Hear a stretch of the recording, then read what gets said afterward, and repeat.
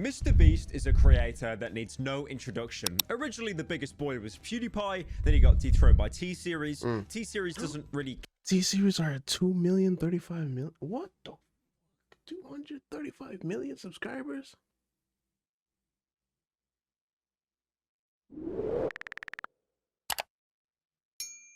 The fuck? Dude.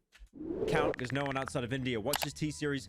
It's Mrbeast. He is the biggest YouTuber. He's the biggest boy on the platform and pretty much the sole reason that so many like challenge-esque YouTubers begin the video by screaming and a montage of clips out of sheer panic that if you don't get enough dopamine, you might just click off the video. But even with Mrbeast and someone of his godlike status, he isn't immune to criticism. For example, his latest video where he cured 1,000 people of blindness. Now, the thing is, there is like a vicious cycle with Mrbeast videos. This happens pretty much every time. The first thing, when a video drops, people critique the thumbnail, the choice of thumbnail. It's always quite weird, quite bizarre. And this one was no different, being incredibly ominous of him just looking so happy and affectionate with his hand on this crying child's shoulder. I do have to admit here, I love Jimmy. I call him Jimmy because we're friends. I have to admit though, Mrbeast thumbnails, they do emanate a very weird energy. Now, obviously, to maximize click-through rate, to make sure that you click on the video when competing with, you know, tens and hundreds of other videos, they need to stand out. So usually it's a very simplistic background, maybe a field, some sky, or just a plain wall. And then it'll be a picture of Mrbeast doing something. But the problem is it's been photoshopped and tampered with so much. The images look like a mix between a deep fake and an AI generated human. My personal favorite out of all of his thumbnails is the extreme $1 million hide and seek challenge with him and Logan Paul looking like wax figurines at Madame Tussauds. But no one can deny that Mrbeast's videos, they go absolutely viral. Why are you calling him Mrbeast? Everyone sees them, whether you enjoy them or not. The thing is though, the more views these videos tend to get, the more detractors they attract. And his latest video is no different, getting around 50 million views in just 2 days. But people were not happy that Mrbeast was curing blindness. Why are you calling him Mrbeast, bro? For example, this tweet that got nearly 100,000 likes of someone saying, "There is something so demonic about this, and I can't even articulate what it is." How many likes? There's this weird camp of Mrbeast renters, and they're kind of split into two sides, okay? The first camp, these are people that are like, no matter how much he gives, it's never enough. Okay, you cured 1,000 people of blindness. Why not 10,000 or 20,000 or 100,000? Why only stop at 1,000? That's so selfish. Why don't you give him a Bugatti as well? And then there's the other camp that basically say that anything he's doing, it's exploitative. Bro, he literally bought a kid a Tesla. A whole fucking Tesla, bro. After he cured him. Like, this man is not made out of money, even though he donates and does a lot of good stuff for the people. He's not just made out of money. I mean, I'm pretty sure that he's helping out a lot of people, and I'm pretty sure that he's doing a lot of stuff off camera too. But like, nobody even recognized that. But it's never enough to the public eye. It's taking advantage of, you know, impoverished people, poverty tourism, for views, for his own business. And then there's also the small camp that just want to take the piss out of him. Like, for example, this tweet from one of my friends, Selma. Imagine being blind, and then the first thing you see after your life-changing surgery is this. And it's two cameras floating in the air, and then Mrbeast doing the equivalent of a human Wojak soy face. Now, I've watched Mrbeast's video from start to finish. First of all, I want to say thank you, renters. You've made me watch a Mrbeast video from start to finish. I have never done that in my entire life, because Mrbeast content is usually catered to babies on the iPad, and then the wine mums that are watching the babies on the iPad so they don't stick a fork in the plug socket. Now, the video is basically essentially what it is in the title: Mrbeast fixing blindness or some kind of eye issue for around 1,000 people. It's like a couple dozen people or so, maybe a couple hundred in America, and then there's like a quick montage near the end where it focuses on more impoverished countries, like countries in Africa, India, places like that. I'll be a contrarian for a second, you know, brave statements only on this channel. I do kind of understand where some of the detractors are coming from, because, for example, there's one bit with a kid he's brought into a room, and then he's gonna have the eye surgery. And didn't he get $50,000 for his college? Like, that's a great thing. And then Mr. Breast, you know, he says in post narration, there's only a 50% chance that this surgery is a success. Because Jeremiah was born with cataracts, his right eye never received light. And that means that this surgery only has a 50% chance of working. And by saying that, you almost turn it into like almost like a bit of a game show or something. But that's the thing. Like, unfortunately, as altruistic as he's being, and he's being very, very generous here, like using his own money to fund this stuff, he's still running a business. He could have easily gave this money away, you know, off video, and then just put a tweet about it.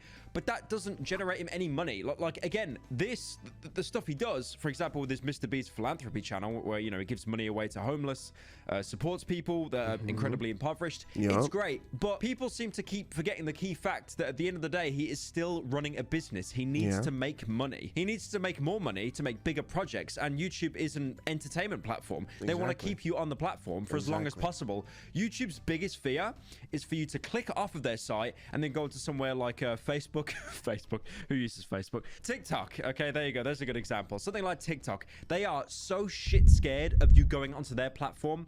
They will create anything to make sure that you stay on it. And Mrbeast, unfortunately, he's probably just following. But that's the algorithm. Based on the things. I mean, they push shit. Whatever. Shit for you to watch. Like, let's see my algorithm. I watch Flamingo. I don't really watch Oompaville. Huh. I watch this guy. I watch this guy. I don't know this guy. I watch this guy. I watch this guy. I mean, these are the things that they fucking do. That's what it is, though. The guidance that he's been told in dozens of YouTuber meetings. He needs to keep engagement up. The thing is as well, people like totally forget, is Mrbeast is that 0.1% of like good boy YouTubers that have constant meetings with YouTube, and his videos will definitely be shown off at board meetings to other companies to try and get sponsors. You know, if YouTube has a board meeting with Warner Brothers or Disney or, you know, anyone that wants to buy ad space on YouTube, they will probably 9 times out of 10 use a Mrbeast video as an example to show that they're like a friendly, wholesome site. Mrbeast does 100% benefit from this. He's not doing it out of the goodness of his own heart. I mean, he is doing it to help people, definitely, but he does gain from it. I mean, I'm not going to try and, you know, pussyfoot around that. He gains a lot. You know, if it's not money, it's notoriety. I mean, probably at the end of this video, because it has no sponsor apart from his Feastables, his own product, he probably is at a net loss. I remember a video of him sat with Logan Paul, and I think it was Casey Neistat, and he basically said that in this room, when they were doing a podcast, he's the poorest person in that room because he recycles and refunds so much of his money to put it into future projects. But again, that being said, he knows what he's doing. It's not from the kindness of his own heart. He's doing it because he can put more money into future projects that will get more views, because you really can't argue he is the biggest YouTuber right now. For example, someone like Logan Paul. Logan Paul has way more money than Mrbeast has with his NFT projects, but he doesn't have the notoriety that Mrbeast has. Nowhere near. If anything, like, Logan's kind of like, you know, half liked, half hated. Probably more so hated at the minute because of all the NFT stuff. He has more money, but he doesn't have that notoriety, and he's desperate for it. You might remember that little phase Logan Paul had where he was like constantly calling out Andrew Tate and wanting to box him. People like that will chase clout eternally, and Mrbeast doesn't need that because he's found a formula. You know, he can put more money into future projects, get more from it, and then anything excess, he'll either, you know, play poker with his other rich friends, or he'll put it back into the philanthropy channel to show that he's actually giving back to just average people. I think people got defending him, saying he's doing it out of the goodness of his own heart. That's cap. I'm sorry. Like that's on God, that's pretty cap for real, bro. That's sus. But I don't truly believe that he's not actually doing it without the kind of what the fuck? I can't even talk. I think he's genuinely doing it at the kindness of his heart, but he's also have a business mindset where he has to actually do stuff to make more money and then reuse the money to make bigger projects. But I don't think he's not doing it. He's not doing it. I disagree on that part. I think he is doing it somewhat out of the kindness of his heart, just to help out the people. But there are also people saying that he could give more. I mean, he could give more, but again, it's like, how much is enough? And I feel it's also this kind of like jealousy thing as well, of like, there is no amount that Mr. Beast could give away that is enough until he's basically just pocketless. Now, the thing is about this like huge Mr. Beast drama, which is probably what I'm going to title the video as, because that gets views for some reason. If any of you guys do commentary, by the way, title your video huge and then the name of the topic and then drama. Do it. We need to saturate that buzzword and kill it off because it is getting all of us too many views at the minute. So this drama has actually got so big that Mr. Breast himself acknowledged it. And people again have twisted this into like calling it an Elon Musk speedrun because his first tweet was him saying, "Would you vote for me if I ran for president?"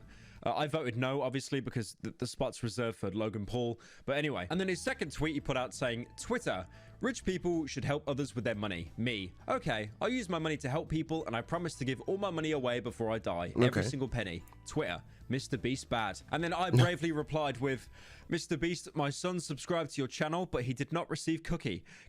Can you please buy him Bugatti as apology?" So yeah, again, it's that group of people that just will basically never be happy. I think Mr. Breast has said that a couple times, that when he dies, he basically wants to be, you know, completely penniless, give it all away.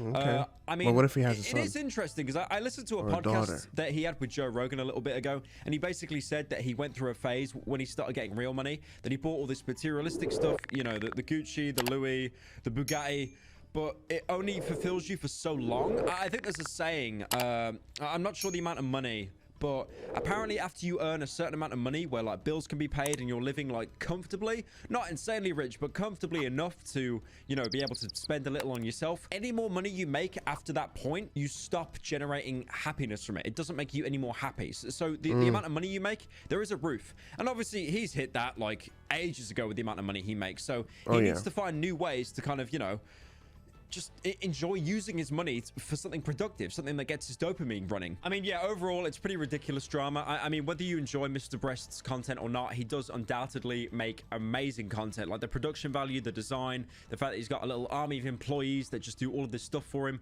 It's incredible. It really is. He's basically he is the standout creator on the platform. I'm hoping by being really nice to him, I could do a collab with him, and then I could do what Ludwig did and then upload one of his unused challenge videos on my channel, and it will get loads of views.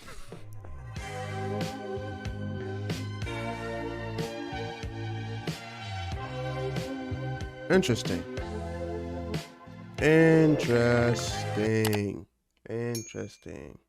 Whoa. There's something in You can do the rump shaker, huh? The thug shaker? Give me the thug shaker, dude. Shake your ass. Take your hands off it and shake that. When you ask yourself, what the fuck? Okay. who Okay.